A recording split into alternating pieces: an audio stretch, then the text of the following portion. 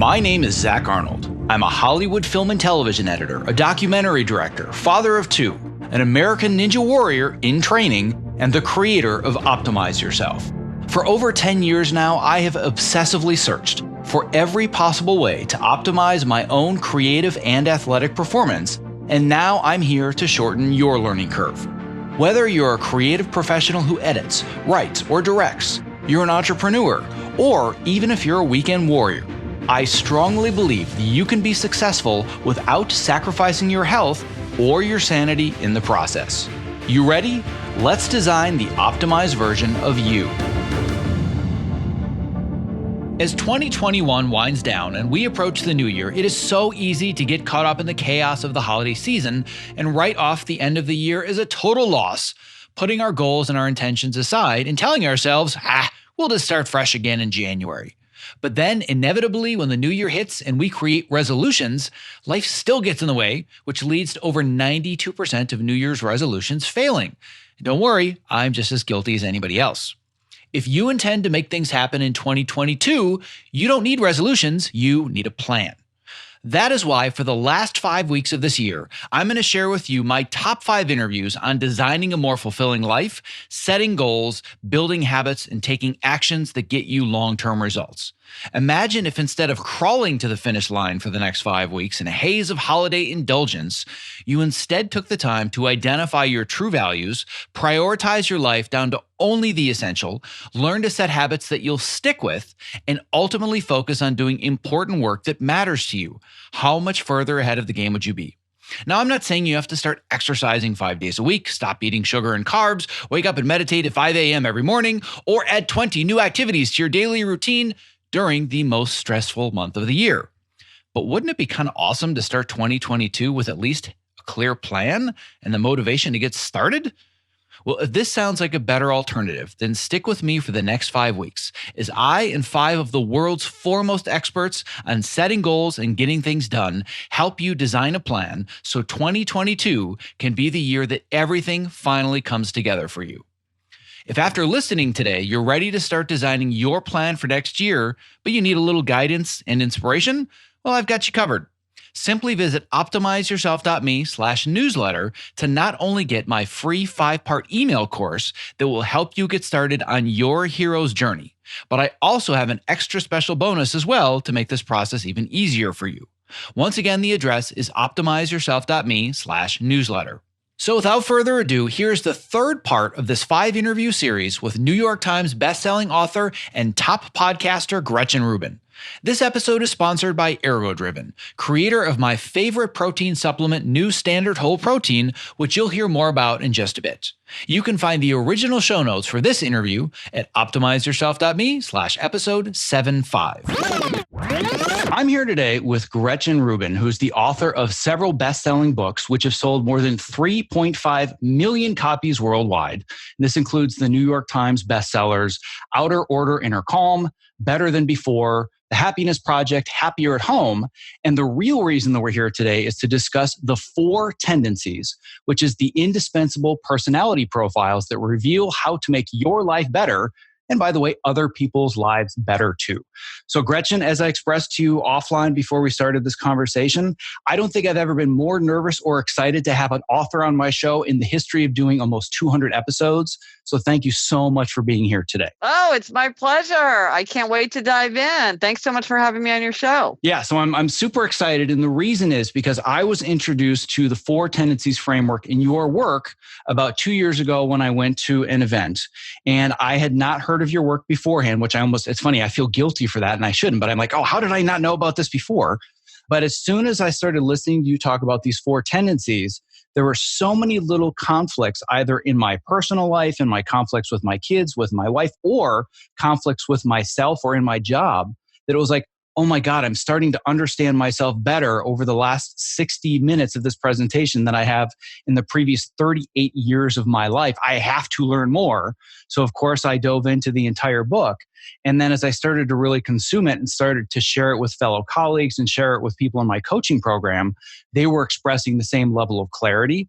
And the way that I describe the 4 tendencies, I'm sure it's going to be, different than the way that you describe it. But being in the film industry, I tell people that you're going to feel like Neo Neo in the Matrix, Ah, you can read it for the first time and understand human relationships. It's so cool once you actually start to be able to read the Matrix as it comes to these tendencies. oh, that's so great to hear. I'm so happy that it's struck such a chord with you and was so clarifying. That's fantastic. Yeah, I don't think there's a day that goes by that I don't either talk about it or recommend it to somebody. Excellent. Well, thank you. Gold Yeah, star to absolutely. you. That's wonderful. So I, of course, want to jump right into the tendencies, but at the same time, I think it's important for people to understand the origin of it, and not just the origin of the tendencies, but understand more about you, because you have a very circuitous path to get to the place of being a best-selling author. So I want to understand just a little bit more about you and your journey and how you came to this point of saying, there's this thing and I need to learn more about it. You're right. I did have a circuitous path. I started my career in law and went to law school, and I was actually clerking for Justice Sandra Day O'Connor on the Supreme Court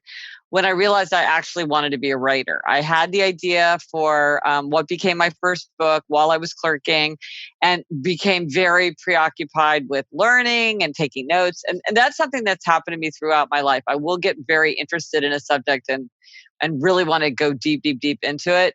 But this was the first time where it was sort of all consuming, and it became the book Power, Money, Fame, Sex: A User's Guide, which is like the opposite of the Happiness Project. And that was my first book. And so I just started working on that and researching it and writing and taking notes. And finally I thought, well, this is the kind of thing a person would do if they were going to write a book. And then I thought, well, I can write a book. And so I literally went to the bookstore and got a book called something like How to Write and Sell Your Nonfiction Book Proposal, and followed the directions. So that's how I got into writing. And, all my books really are about human nature in one way or another. And my book, The Happiness Project, which was the book where I think a lot of people became aware of me as a writer, because my other books, that was actually my fourth book. So I was a good example of somebody who was perceived to be an overnight success, even though I had been working very hard for 10 years. The Happiness Project got me really, really focused on just sort of the larger issue of happiness. And really that's a very vast subject. And I've been sort of looking at different aspects of happiness ever since as an aspect of human nature. So like I wrote a book, Better Than Before, that was all about habits, because as you know, habits have a very important role to play in making our lives happier, healthier, more productive, and more creative. So it was like, how do we make and break habits? Like, I need to figure that out. And it was when I was writing that book that I started to notice patterns of behavior that I couldn't really explain, that I felt like no one was really grappling with, kind of different perspectives and different challenges that to me seemed to fall into these very distinct patterns. And after immense intellectual toil, it really was the hardest intellectual thing of my life, was I identified these four tendencies and sort of understood how the role that the four tendencies play in human nature, upholder, questioner, obliger, rebel, what your tendency has an enormous influence on kind of how you see the world and how you operate most effectively. So I was studying human nature. That got me into habits. That helped me recognize the four tendencies. Well, I want to give a warning and a disclaimer to everybody listening before we go forwards, that like I mentioned, you will become Neo in the Matrix, and this is your last chance to take the red or the blue pill. Because once you understand what an obliger, an upholder, a questioner, and a rebel are, you're never going to see yourself or other people the same way again, ever. And I do not say that lightly, because I see it happen with everybody, including myself, where it just becomes this vision that you have. And what I want to go into first is this idea of, oh, wait a second, all people don't belong in buckets. This isn't Myers-Briggs. I hate being typecast into a certain thing. So talk to me about why these are the tendencies and not the four types. Well, it's interesting because some people, as you say, really resist the idea of categories. And people will say, well, if you define me, you can find me. But in my observation, it's very handy to have shorthand, to have a vocabulary to describe how people see things differently. Because especially when differences kind of fall into patterns where if I use one term, I can explain a lot. One of the things that's different about this framework is that, something like Myers-Briggs or the Enneagram or a lot of other kinds of personality types try to really give a whole picture of a person. They really try to explain kind of a lot about you. This is just one thing, and we'll get into it, but it's just one aspect of your nature. It's very, very significant. It has a lot of consequences, but it's one very narrow thing. So knowing your tendency, if you're an upholder, questioner, obliger, rebel, doesn't tell you there's a lot of things it doesn't tell you about somebody. And sometimes people will be like, well, all rebels are creative and narcissistic and rebel. But I'm like, no. Like, we only know one thing. We know an important thing, but we only know one thing. And so I think that it's very specific. And so I think that's why it's a tendency. And also, as we get into it, the tendencies, they run into each other. So you can sort of there's a continuum. So it's not like each four is completely separate. They're all part of a continuum of human nature. And it turns out it's very easy to pinpoint pretty precisely where you fall on that continuum. And that tells you a lot about yourself and also how you might relate to other people, either more effectively or maybe with more conflict or frustration. Yeah. And I think in the context of this interview, there are so many different areas where we can see the strengths and weaknesses of each, how they apply to your lives. But I'm very aware that we only have an hour to get through all of this. And I think that for me, it's first of all, first and foremost for anybody, it's understanding your own tendency and how you can use that to maybe, stick with better habits or make better decisions or whatever it is. But I think also the second area that I want to go into a little bit later in the call would be understanding how it makes me a better creative collaborator. Yeah. Because that's one of the areas where I have it's like this giant exponential learning curve where I went from being a pretty good collaborator to being amazing at collaboration because I knew how to meet everybody's tendencies in the middle, even if their tendencies weren't the same as me. So I think first it's a matter of understanding, well, what are the four tendencies? How does this help me? But then how does it help me collaborate? Because we could go down many rabbit holes for hours about personal relationships and raising your kids. And, we may tangentially go there. But I think that in general, the takeaway is how does this help me understand habit formation and better behaviors? Because I've talked to James Clear about habit formation. I've talked to Cal Newport about the process of deep work. I've talked to David Allen about how to get things done. I've talked to Jay Papasan about how to find your one thing. But I feel like the glue that holds all of it together is understanding how do I actually consistently follow through. Yes. I discovered the four tendencies. I was like, aha, there's the super glue for all of it. I must find Gretchen. Good. Right? Yes. So let's just start with the basics. What are the four tendencies? First of all, if some people like to take a quiz that will spit out an answer. And so if you want to take a quiz, you can take this quick free quiz. It's quiz.gretchenrubin.com. More than 2 million people have taken this quiz. And it will give you an answer and it'll give you a little report kind of explaining. So you can take the quiz. That said, a lot of people don't need to take the quiz. I will just describe it briefly and we'll talk about it and people will have a very clear sense of who they are and probably who a lot of people in their lives are. Not to mention Game of Thrones characters, which I can go deep into the Game of Thrones analysis if we have time for that. Or the houses of Hogwarts too, if we want to go there, right? Yeah. Well, I will say this. Sometimes people try to map the houses of Hogwarts onto the four tendencies, but you cannot do that. And I have 3 words for you. That is Hermione, Fred, George. They're not the same tendency, but they are definitely Gryffindor. So the Hogwarts does not map, but we can do Game of Thrones. We can do Parks and Rec. We can do Real People. It's funny. I'm watching Parks and Rec right now, and that's all I'm thinking about is what is each person's tendency, and it's pretty obvious. So it's funny. I'm doing that right now. The thing is, it's pretty obvious once you do it. So here they are. So as we said, it's upholder, questioner, obliger, rebel, and what this is looking at is how you respond to expectations, which sounds really boring, but ends up being very, very significant. So we all face 2 kinds of expectations. Outer expectations that come to us from others, like a work deadline or a request from a friend. And then we have inner expectations, what we expect from ourselves. I want to keep a New Year's resolution. I want to get back into meditation. And so depending on how the combination in which you meet or resist outer and inner expectations, that's what makes you your tendency. So first are upholders, and upholders readily meet outer and inner expectations. They meet the work deadline. They keep the New Year's resolution without much fuss. They want to know what other people expect from them, but their expectations for themselves are just as important. So their motto is, discipline is my freedom. Then there are questioners. Questioners question all expectations. They'll do something if they think it makes sense. So they're making everything an inner expectation. If it meets their inner standard and seems justified, they'll do it no problem. If it fails their standard, they will push back. They typically resist anything arbitrary, ineffective, unjustified. They always need to know why. And so the motto of questioners is, I'll comply if you convince me why. Then there are obligers. Obligers readily meet outer expectations, but they struggle to meet inner expectations. And I got my first insight into this when a friend said to me, I don't understand it. I know I would be happier if I exercised, And when I was in high school, I was on the track team and I never missed track practice. So why can't I go running now? Well, when she had a team and a coach expecting her to show up, she had no trouble going. But when she's trying to go running on her own, it's a struggle. And what we find for obligers is that to meet an inner expectation, like getting back into meditation, obligers must have outer accountability. That is the way they meet inner expectations, by plugging in forms of outer accountability. That is just crucial. And so the motto of obliger is, you can count on me, and I'm counting on you to count on me. And then finally, the rebels. Rebels resist all expectations, outer and inner alike. They want to do what they want to do in their own way, in their own time.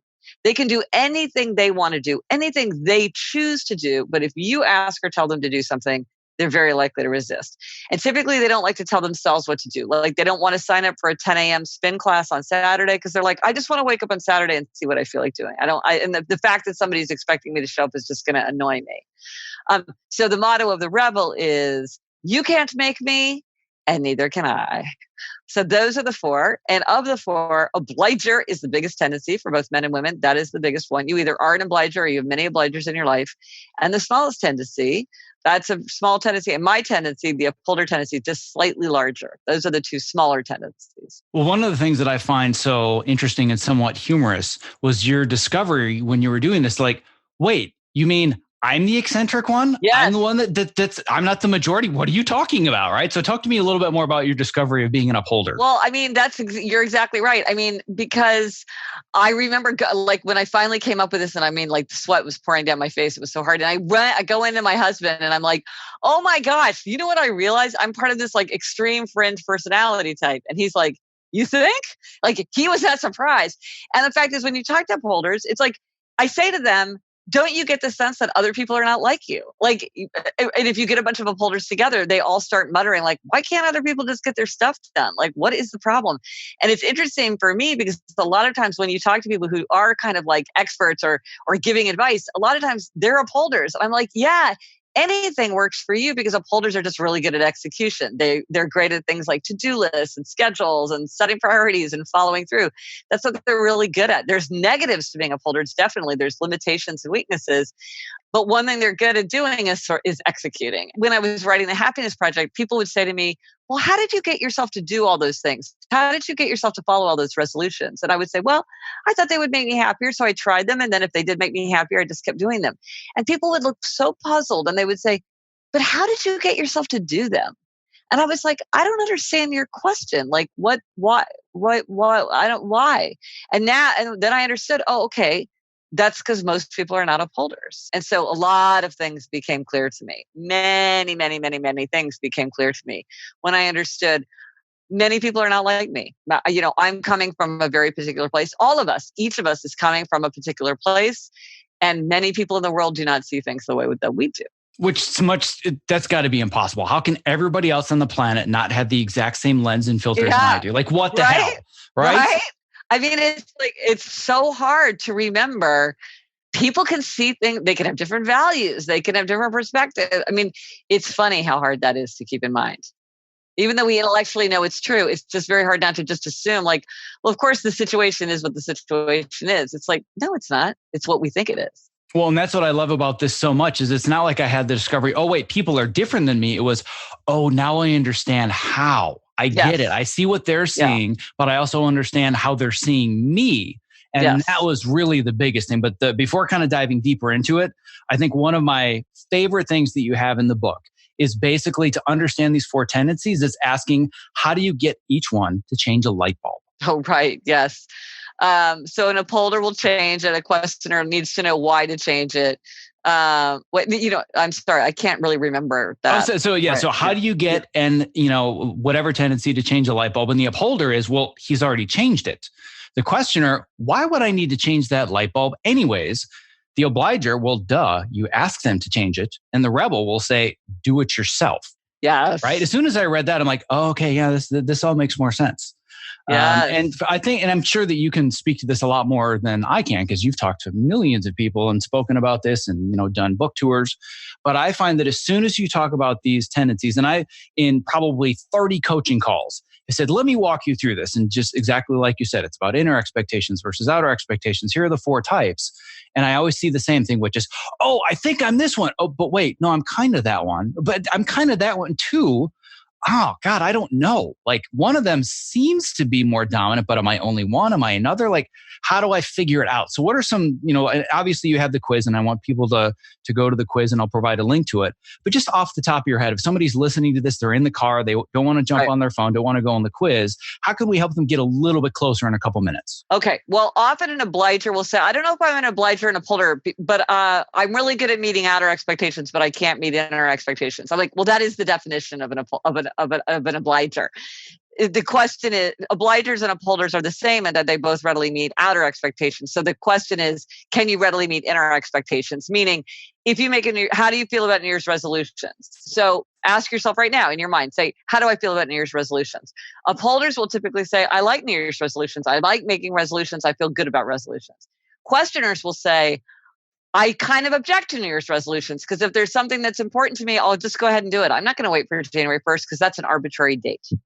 Obligers will often say they don't like New Year's resolutions. They often feel very discouraged. They've often given up making New Year's resolutions because they failed so often in the past.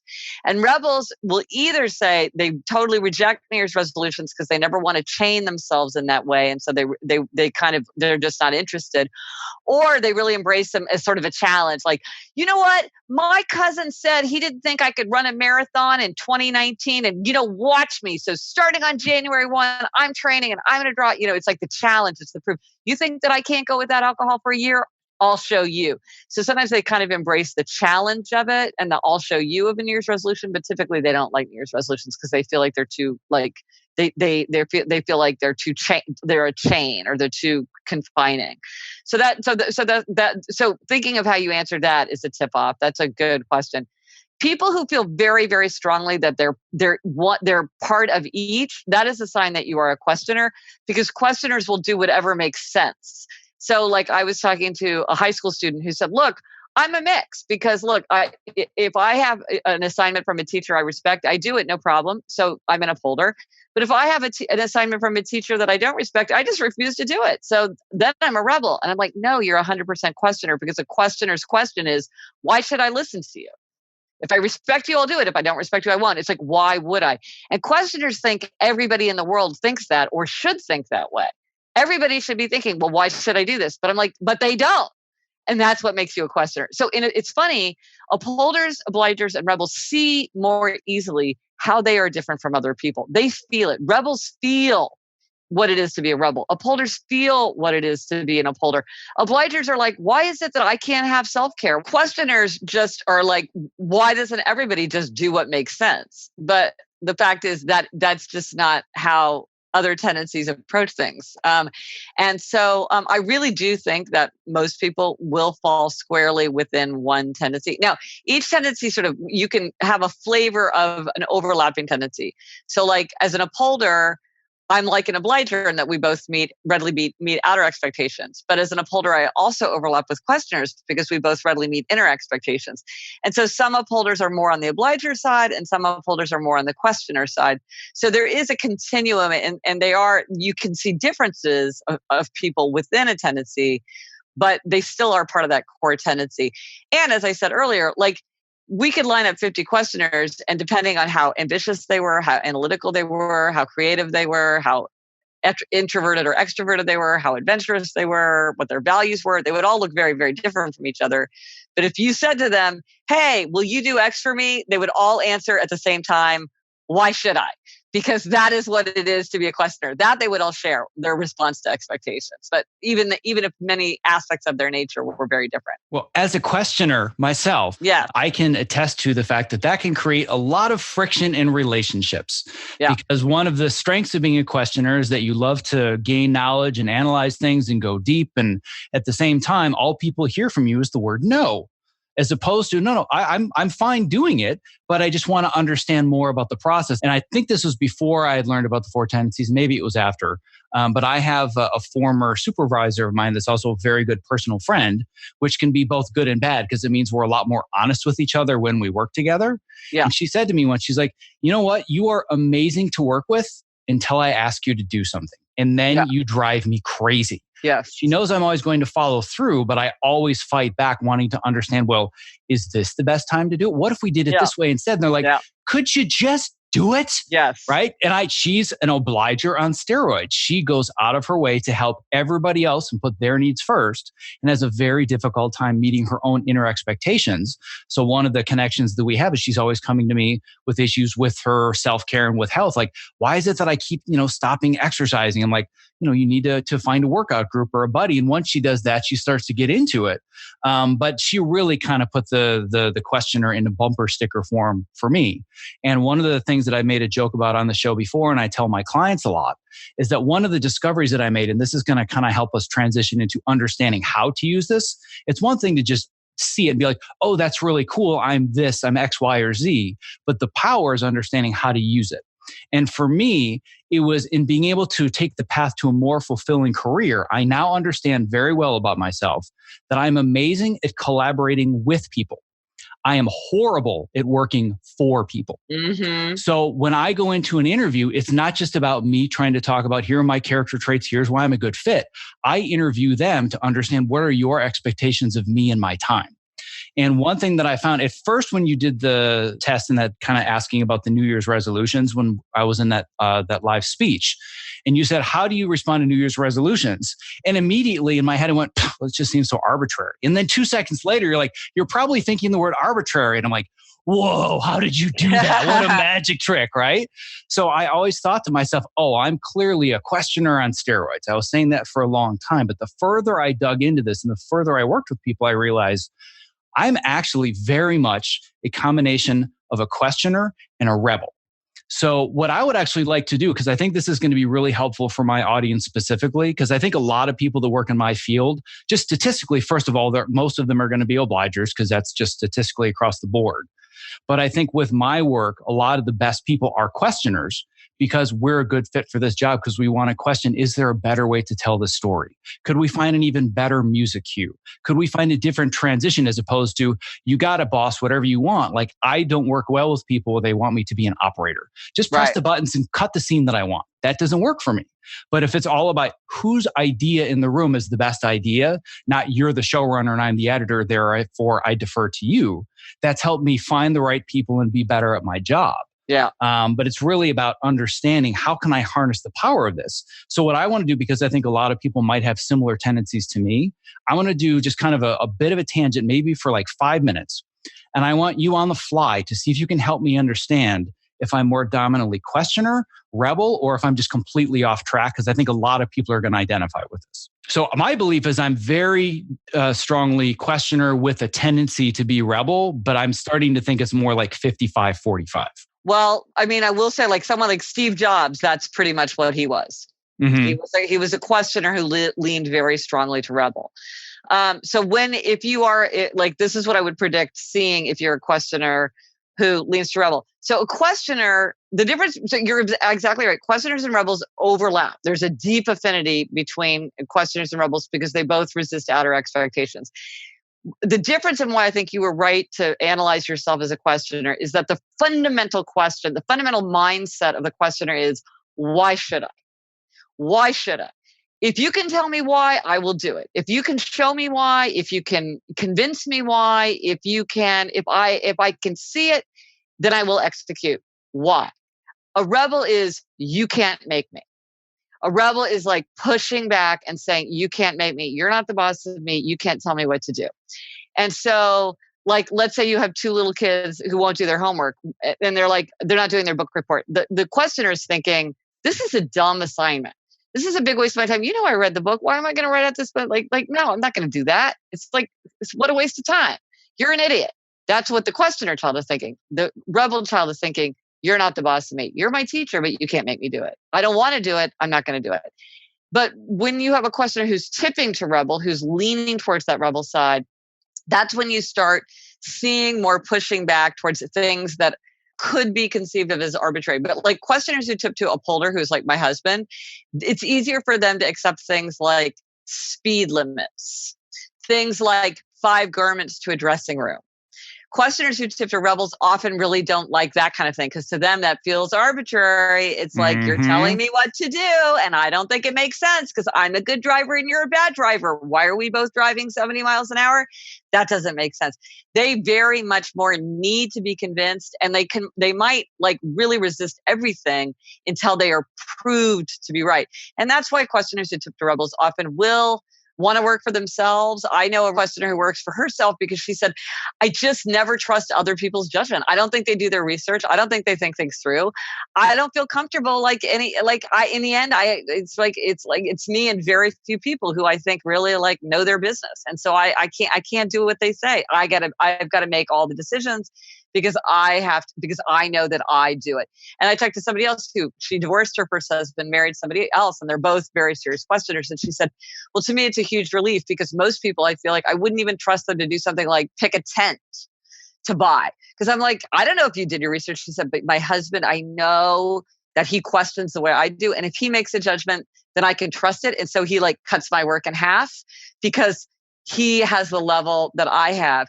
But, other people, I don't listen to them so much because I don't know that I don't really, maybe I don't trust them. Maybe I don't respect their authority. I really have to trust my own judgment first.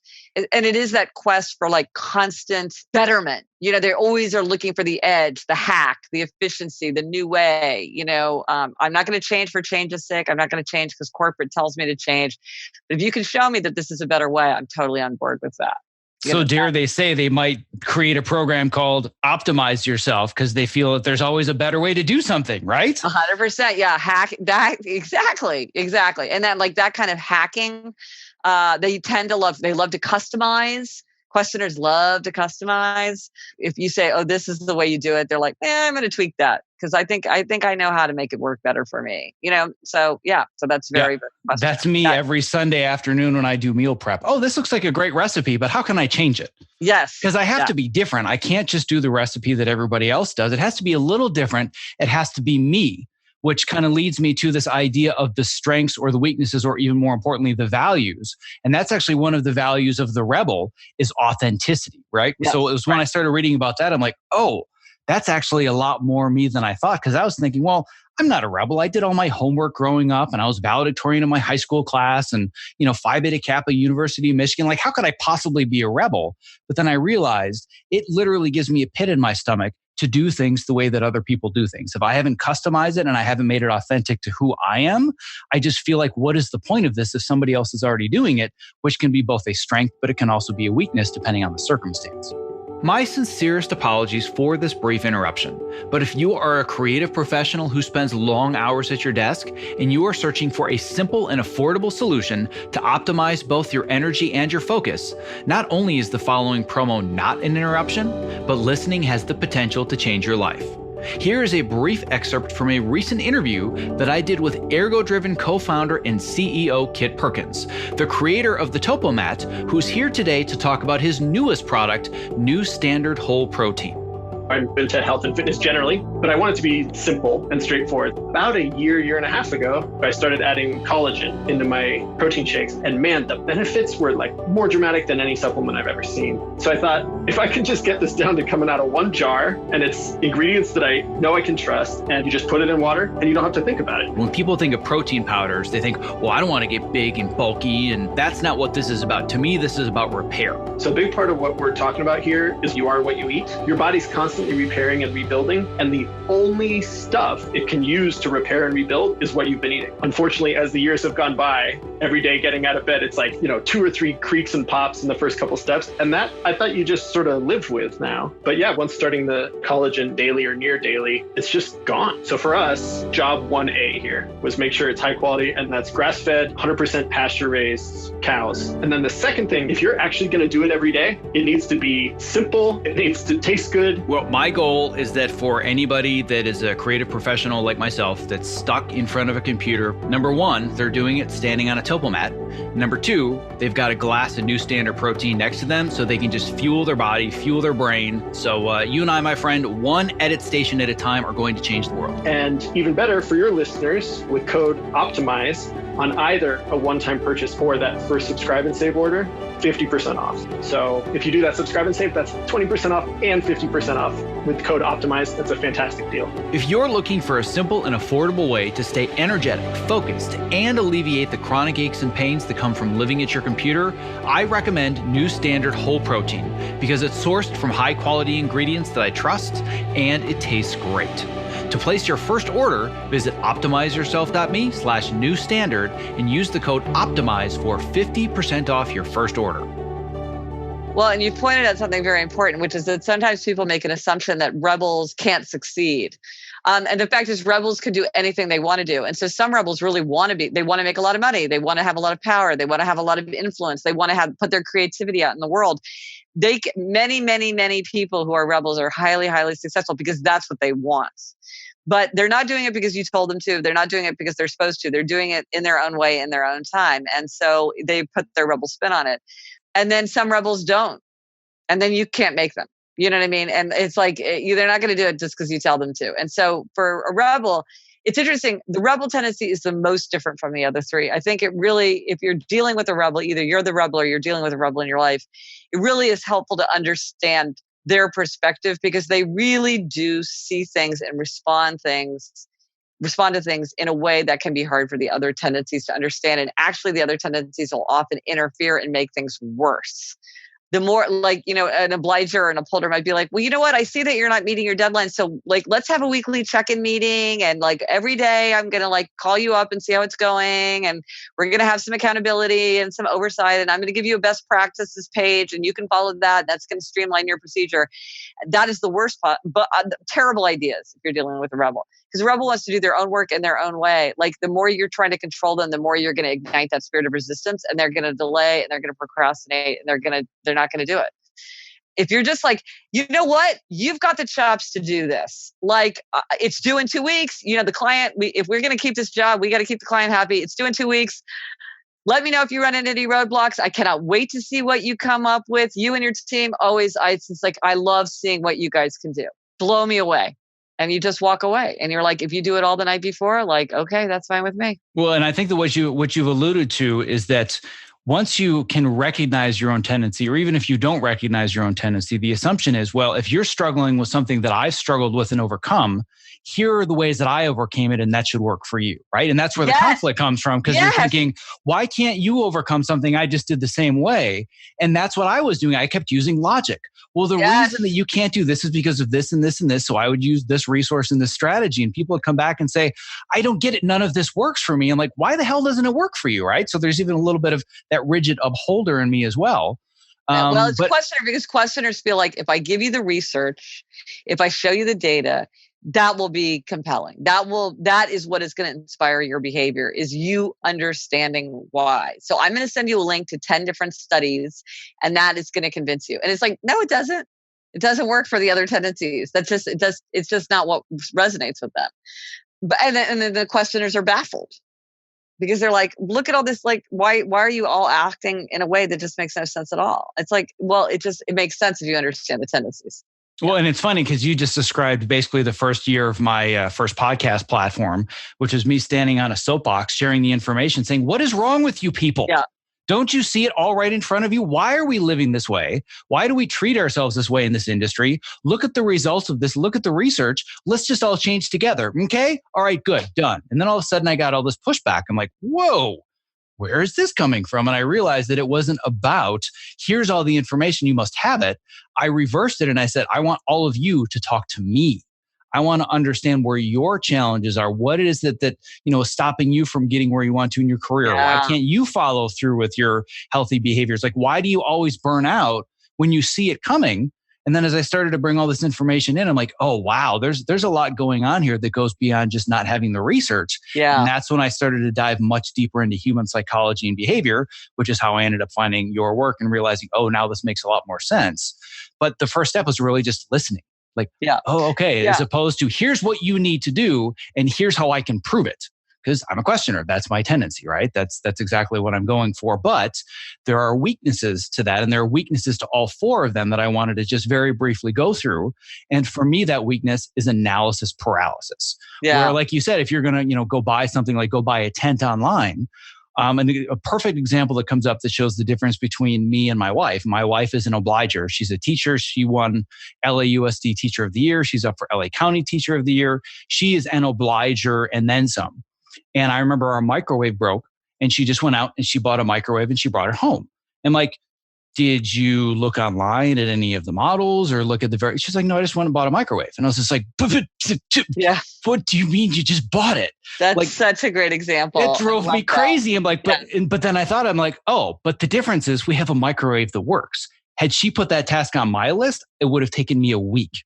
And we'd probably have the better option, but we needed a microwave now. So that analysis paralysis happens with my health, where, like you said, I can meet my own inner expectations. Like right now, for the last year and a half, I've been training for American Ninja Warrior, but it's not because I'm an upholder and I just say, I need to exercise, therefore I should exercise. It was, I need to justify, well, should I be doing HIIT training on Monday or HIIT training on, but wait a second, this article said that cardio should be this many times per week, but crap, I have to do grip strength. Crap. I'm just going to watch Netflix instead because it's easier. Yeah, analysis paralysis is a big issue because it's like that desire for information makes it hard to move forward or to make a decision sometimes because you're like, there's just more and more and more information. So that's why if you're a questioner and you aren't meeting an inner expectation, the advice is always to look and see, have you really decided what's best? Because if you haven't decided what's best, you're probably just kind of spinning out because you haven't really got that clarity that you need. Another problem that some questioners have, I'd be curious if you've run it sounds like you have run into this, is when people say they ask too many questions and they're seen as being sort of either stubborn or being bottlenecks. Or sometimes if you have a defensive boss or a defensive partner or whatever, like they feel like, well, you don't trust my judgment. You're undermining my authority because you keep asking me why. Where the questioner's like, I just want to know why you picked the software. Just tell me why. Like they don't mean it in an undermining way, but to somebody who's thin-skinned, they're like, why? Like I just am telling you what to do. Like, why are you always questioning me? So that can also be a problem for questioners sometimes. Oh, questioner absolutely. Children often have that problem with adults. Is they're like they're seen as being impertinent when in fact they're like, why should I learn the multiplication tables? They mean that quite sincerely. I can look it up on my phone. Why should I memorize it? It's like, you should give them an answer to that. They don't mean to be cheeky. They literally just want to know. Tell them the answer and then they'll do it. Yeah. And unfortunately for my wife, she not only has a husband who's a questioner, but she has a son who's also a questioner and a daughter who's a rebel. Oh my God. So we have a lot of friendly conflict in the house. But what I found is that it's easier to be able to speak to each of them in different ways because I understand that for my son, he's a questioner like me. So I just need to give him logic and justifications. Here's like, for example, just this morning, I had a conflict where the two of them were in the house and my wife was out doing something work related. And I wanted them to clean the living room and clean the kitchen. So for my son, it was, well, here are all the reasons why it's important that we clean this up. And here, the expectations that I have and all this. But then with my daughter, it was, all right, so here's the deal. We need to clean. So your option is you can either clean and you can help clean up, or you cannot help clean, but then ... right? So I was giving her information. I was giving her a choice, but then she had a consequence to each. And oddly enough, they both immediately stood up and they just started cleaning the house for me, right? And I want people to be able to apply that logic to working in a collaborative environment with others. So now that we've gone through, here's how I can kind of identify myself. You can go through a quiz, but you can't just work with somebody else that you maybe don't feel very comfortable with and say, hey, let me sit you down for 5 minutes and send you a link to this quiz. So if I'm working with people and I want to be able to identify their tendency so I can help meet their expectations and vice versa, how do we start to really dig into the matrix now? So there are some tip-offs. So with questioners, you are looking for people who are objecting to things as being arbitrary, people who ask a lot of questions, people are very interested in data, people are interested in efficiency. That's when you're going to see the questioner where you do feel like it's all about, I need to explain why, and that's how you're going to get on board. Whenever people are complaining about self-care, whenever they are complaining about boundaries, that is a tip-off that you're dealing with an obliger. Also, who is the person in this team that everybody goes to when they need a favor, they need somebody to go the extra mile? That person's probably the obliger. Obligers feel like they're being taken advantage of, And they are. Everybody exploits obligers, and it's on all of us to learn to be more fair and not to take advantage of obligers, because they can have obliger rebellion, which is when they, explode, because obligers are the ones who are the most likely to help out. So if you've got, most people are on 2 committees and one person's on 5 committees, okay, that person is probably the obliger. If one person's always taking the night shift because other people don't want to take the night shift, that person's probably the obliger. So in a way, they're like great. They're the rock of the world. They match up the most easily with the other 3 tendencies that are like the type O. And they are often the ones who are the ones that we go to, because they are the ones who help out. And that's why they're so invaluable to have as leaders and team members. Rebels, a rebel pretty quick, because rebels, they're going to do what they want to do. They're not going to do it because you told them to. And they will often do things like not go to mandatory staff meetings, or like they will, if they're your boss, they might suddenly change the priorities. They might throw out the count, like, oh, we had these 3 meetings set for Wednesday afternoon, but now I've decided I want to do something else Wednesday afternoon, so cancel my meetings. They often will do things like as you said, they want to be self-starters. They want to be working for themselves because they don't like to work for other people. Often they will go into like sales, because it's like, whatever you need to do to make a sale, you can do. There's a lot of like, you can do your own work in your own way as long as you perform. But interestingly, some rebels are very attracted to working in areas of high regulation, like the police, the clergy, the military, high regulation companies, because they kind of need something to push against. They feel like if they don't have structure, they might kind of spin out or be paralyzed. And so they need structure.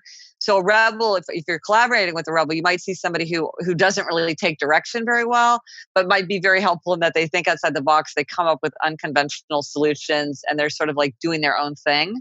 And then an upholder, you're gonna know that it's an upholder because it's somebody.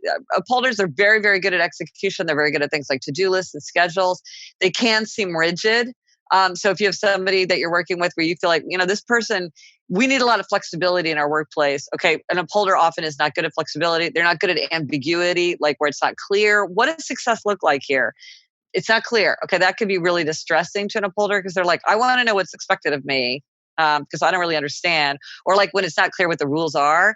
Like upholders don't do well where you're supposed to kind of like play fast. In some work areas, you're supposed to kind of play fast and loose with the rules. That's kind of the expectation, is that you're not going to totally follow the rules. Upholders tend to not do very well in that, because they're very much like I remember I was at a wedding. They gave us a card and said like, go to the bus at 5:45 p.m. to go to the service. And I ran into the bride's mother, and the bride's mother said, oh, they're actually going to leave at 6. And I was like, but the card says 5:45. And she's like, yeah, but we don't need that much time, so we're just going to leave at 6. And I was like, but there's a card, and the card says 5:45. So I feel like you can't just like walk around and change that now. I mean, like, come on. We've all committed to 5:45. It was like, to me, it was like a rule of nature.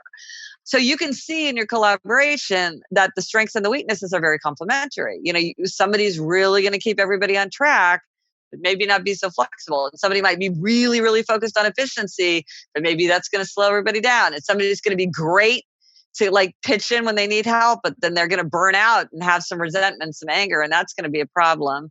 And then there's some people who are just going to do what they want to do. And that can be great. It can also be a huge pain if somebody won't do what you ask or tell them to do.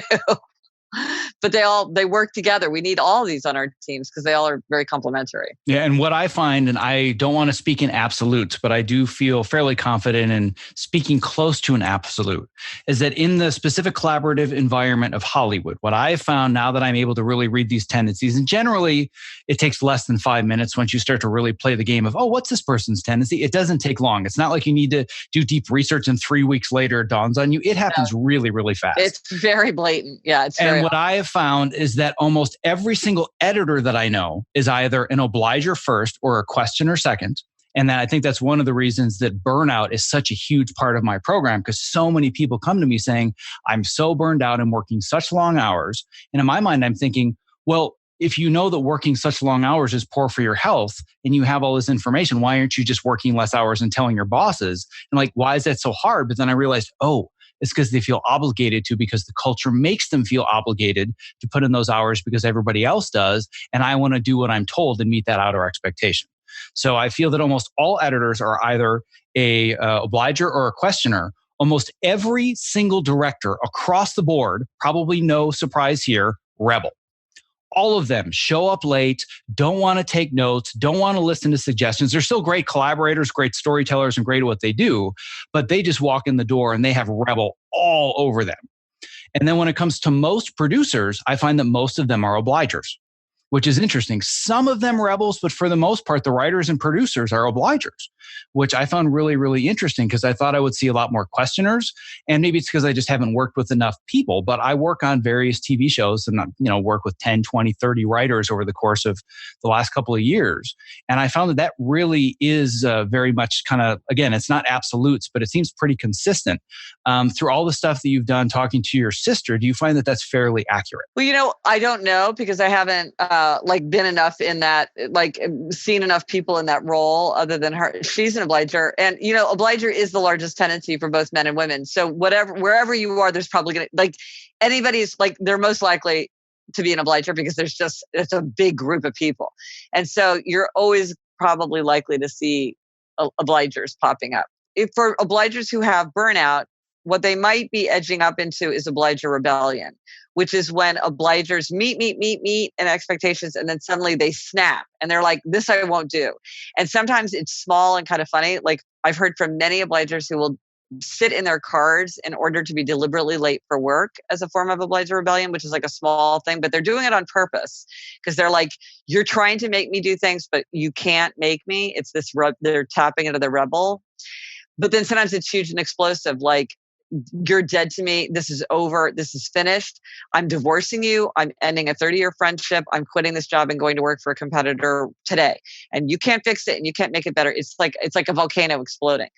And it happens when obligers feel taken advantage of, exploited, ignored, neglected. And so it's really important because obligers really can be so valuable and because it's the right thing to do. I think all about the rest of us need to be on the lookout for examples when we're taking advantage of obligers because we don't want them to fall into obliger rebellion with that deep resentment and burnout that they very often feel from the weight of outer expectations. And it's interesting what you say about rebels, because here's the thing that you'll see with rebels.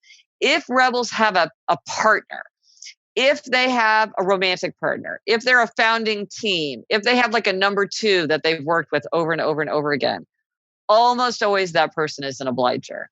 Almost always. And there's kind of a set of special circumstances that can kind of account for when they're not. But that is the most common pattern that you see of the tendencies pairing up. If one person is a rebel, they're probably with an obliger. And so I wonder if you see that with the directors, that the people around them, they've surrounded themselves with obligers. Well, and I think that that's why I see the combination of so many producer-director teams where the producer is obviously the obliger and the director is the rebel because they work so well together. Well, see, I didn't even think of that. That's exactly right. Well, then that exactly accounts for what you observed. Yeah, again, it's not absolute, but it's pretty consistent. And the majority of people that I work with in my program are on the editing side because they relate to me in my journey, but I have had some directors. I think every director that I've worked with, I would classify as a rebel. And essentially every editor that I've worked with is either obliger or questioner. There's one that maybe is an upholder, but I think that the rigidness, because a lot of times you have this idea of the engineer, no, this isn't the way that you do it. You must do it this way, right? Like the tech guy, but that's not the upholder. That's because they've justified why their way is best. And that's why there's so much customization and talk about workflows. And I don't think it's any surprise that I become, a workflow expert on customizing things and making them digital and more efficient and more effective. That's the foundation of what I do. And when I read, questioners love to find efficiencies, I'm like, yeah, that's kind of what's going to be written on my tombstone. Was this the most efficient way to do this? Right. Yeah. And why? Right. That would be the other keyword. Right. And the thing is, sometimes people really focus it on one thing, I'm rigid, therefore I'm an upholder. And I'm like, well, other people could be rigid too. You really have to look at kind of the whole, the kind of the spirit of the upholder, which I think is why the quiz is good because it asks you a lot of different questions. Because sometimes I remember saying to somebody, a lot of times some questioners really have trouble with traffic regulations. They really object to traffic regulations. And somebody said, well, I'm not a questioner. I don't object to traffic regulations. I'm like, well, for some idiosyncratic reason, maybe you don't care about traffic regulations, but you could still be a questioner. It's not like there's things where it's just one little thing makes you takes you out. But I think the way you describe yourself, these are all the kinds of things that would really appeal to a questioner, that would really feel really good and really satisfying and really this is what I want to dig into. And of course, with your career, that's what you want. You want something where it's like, it feels right.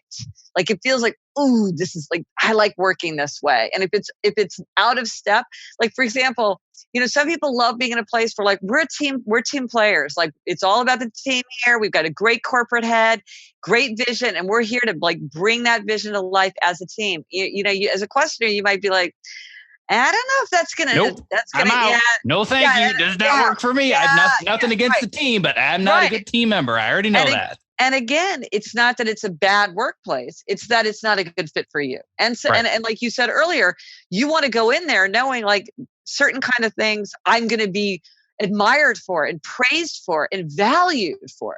In another workplace, everybody could be rolling their eyes at me and thinking that I'm a problem. And I want to get to, and so, I know an obliger who always says, look, I want a tough boss.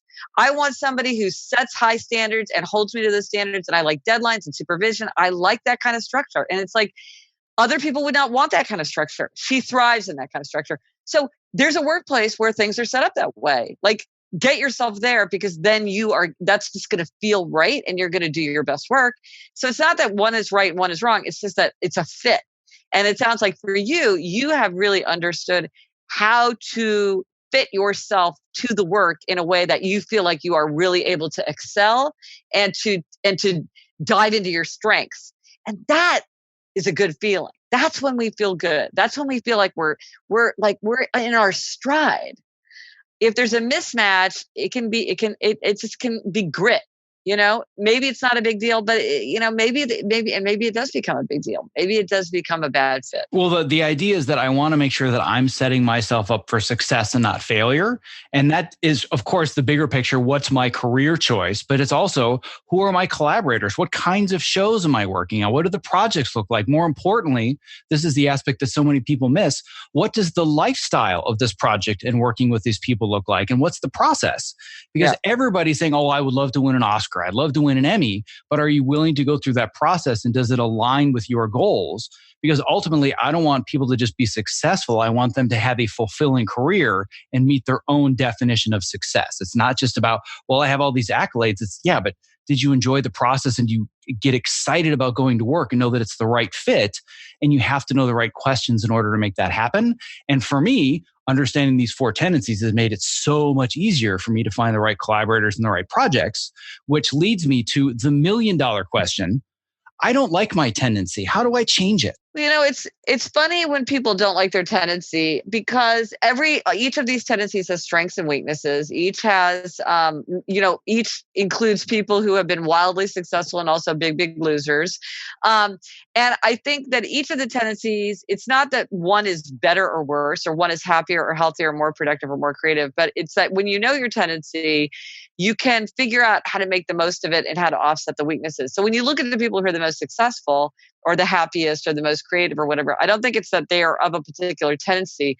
I think that they've figured out how to create the environment that allows them to get the life they want and to have the career they want.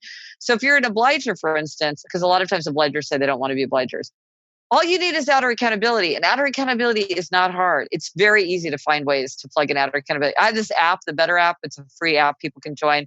And it's all about the 4 tendencies and habits and happiness and stuff. And there are a lot of obligers kind of trade ideas and kind of ingenious solutions for how do you create outer accountability for things where maybe you need a little bit of imagination to figure out how you would plug that in.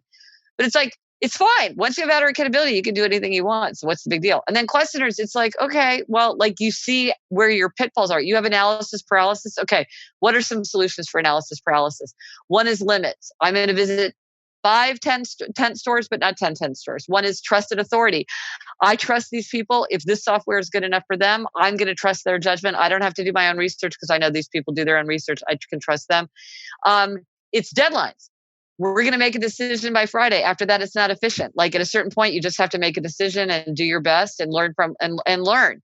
And maybe we make a decision and we pivot later. But if we just keep delaying, that's not efficient. So any exercise is better than no exercise. So by Friday, I'm going to pick a regimen and I'm going to stick to it. and then I'll learn from the experiment. Okay.